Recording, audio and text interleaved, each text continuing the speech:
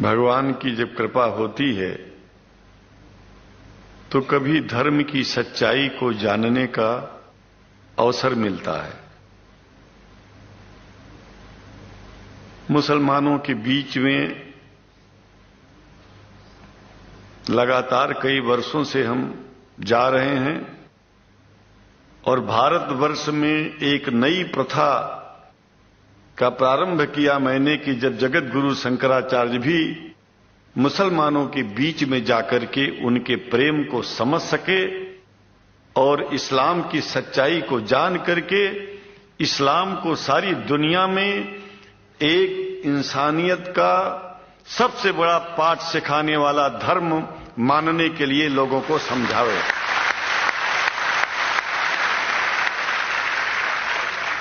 जब लोग इस्लाम को बेदर्द, मुसलमान को बेदर्द, तलवार के जोर पर चलने वाला धर्म बताते हैं तो अगर शायद धरती में कोई दुखी होता होगा तो सबसे ज्यादा दुख मुझको होता है। ये न सच्चाई है और न कभी ये सच्चाई हो सकती है। जिस इस्लाम ने पहला कलमा ही कुरान शरीफ का ये बताता है कि नहीं है इबादत के काबिल सिवाय परमात्मा के और कोई, ला इलाहा इल्लल्लाह मोहम्मद रसूल अल्लाह। भला आप बताइए, वेदों का रस निचोड़ करके मोहम्मद साहब ने परमात्मा की इबादत करके परमात्मा के पैगाम को एक ही कलमे में दे दिया। इससे बड़ा ग्रंथ दुनिया में और क्या हो सकता है। अगर कुरान के पहले कलमे को ही पढ़ करके हिंदू अपने धर्म का पालन करना चाहे तो उससे बड़ा धर्मात्मा शायद कोई नहीं होगा। कुरान को हमने गहराइयों में जाकर के तो नहीं अनुभव किया, लेकिन कुरान के मानने वालों के हृदय की गहराइयों में जाके देखा कि अगर इस्लाम को पूरी दुनिया अगर स्वीकार कर ले तो इसमें कोई बुराई नहीं है। इस्लाम परमात्मा के द्वारा बताया गया सिद्धांत है। इस्लाम किसी व्यक्ति का अपना नियम नहीं है, अपना सिद्धांत नहीं है।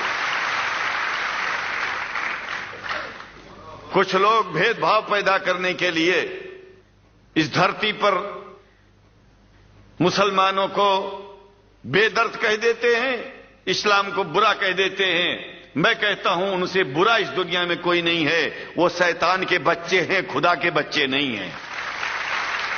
क्योंकि जहां तक मेरी अपनी पहुंच है, हमने वेदों को पढ़ा, पुराण को पढ़ा, शास्त्रों को, हिंदू धर्म ग्रंथों को पढ़ा। उसके बाद में मुसलमानों के बीच में जाना शुरू किया। हमने मुसलमानों से हाथ मिलाया तो हमारा विरोध किया गया। ये अंडा खाने वालों से हाथ मिलाते हैं, शंकराचार्य कैसे हैं? अरे हमने कहा कि तुम्हारी समझ में नहीं आ रहा है। वो 5 बार इबादत कर लेते हैं खुदा की, तुम घास खाते हो और एक बार भी इबादत नहीं करते हो, तो तुमसे बड़ा अधर्मी दुनिया में कौन है? तुम अपने अधर्म को देखो। किसी के पवित्रता के सिद्धांतों का विरोध करना पहला अधर्म है। आप क्या खाते हैं, कैसे रहते हैं, अगर हमें आप दुखी नहीं करते हैं तो आपसे बड़ा इंसान दुनिया में कोई नहीं है। हम घास खाएं और आपके दिल को चोट पहुंचाएं तो हमसे बड़ा अधर्मी कोई नहीं है दुनिया में। कहने का तात्पर्य सिर्फ एक है कि मैंने ये अनुभव किया है कि ये मैं एक बात जो मैंने देखा है, आप लोगों से जो प्रेम मुझे मिलता है, लोग पूछते हैं कि आप मुसलमानों में क्यों जाते हो, आप तो शंकराचार्य हो। हमने कहा कि भाई मुसलमानों से पूछो कि हमसे इतना प्रेम क्यों करते हैं। वो हमसे जो प्रेम करेगा हम तो जाएंगे। कहा फिर क्या हम प्रेम नहीं करते क्या? हमने कहा कि हम तो तुम्हारे बीच में पैदा हुए और तुम मुसलमानों से प्रेम नहीं करते, इसलिए हम तुमसे प्रेम नहीं करते। मैं आप लोगों के बीच में आकर के एक बात बताता हूं।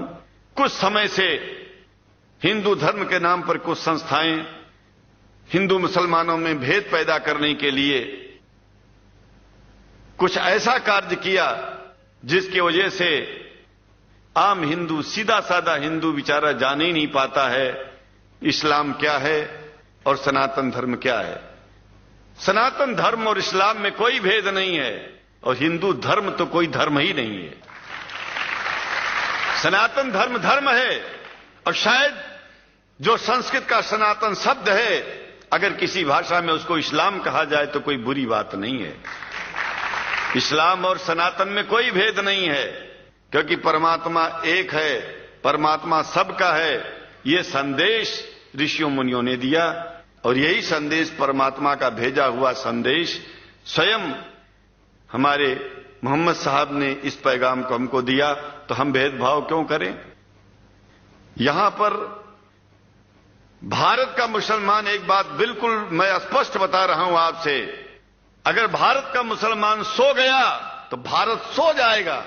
इसलिए भारत को जगाना है तो मुसलमानों को जागते रहना पड़ेगा। भारत जाग जाएगा, पूरी दुनिया जाग जाएगी। यह भी मैं जानता हूं कि भारत के सच्चे हिंदुओं को, जो सच्चे सनातन धर्मी हैं, उनको मुसलमानों से प्रेम चाहिए, उनको मुसलमानों से भेद नहीं चाहिए। अंग्रेजी की भी मिल गई है और हम तो चाहते हैं, हाँ, कुरान शरीफ सारी दुनिया में अगर इस ग्रंथ को पहुंचाया जाए, और पहुंचाना चाहिए। मैं तो मुसलमानों से एक जरूर बात कहूंगा कि आप लोग एक चीज का ध्यान दें। आपके पड़ोस में जिस भी भाषा को जानने वाला व्यक्ति रहता हो, जिस भी भाषा को, कोशिश कीजिए कि आप इस कुरान जैसे पवित्र ग्रंथ को उसको उसकी भाषा में पहुंचाइए। और मेरी समझ में सारी दुनिया में एक कुरान पहुंचेगा तो सारी दुनिया में शांति होगी, सारी दुनिया में अमन होगा और सारी दुनिया में ऐसे ही इतने प्रेमियों के बीच में शंकराचार्य को पहुंचने में और बोलने में कोई दिक्कत नहीं होगी, संकोच नहीं होगा।